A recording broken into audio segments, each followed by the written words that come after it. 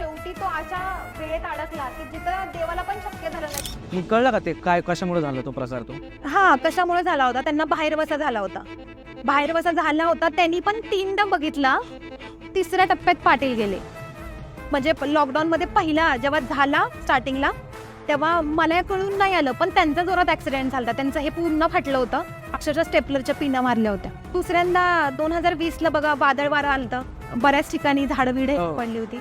1-2 सेकंडचा फरक नाही, त्यांच्या अंगावर झाड पडलं होतं. अंगावर 2 सेकंद ते सरकले आणि पटकन झाड पडलं. म्हणजे वाचले. हा, तेव्हा ते वाचले. आणि तिसरी फेरी जेव्हा ते पित्रांमध्ये झाली, ती अक्षरशः आमच्या गावाला, म्हणजे माझ्या मिस्टरांच्या गावाला एक ज्योतिबा अंगात येतात, ते महाराज आहेत.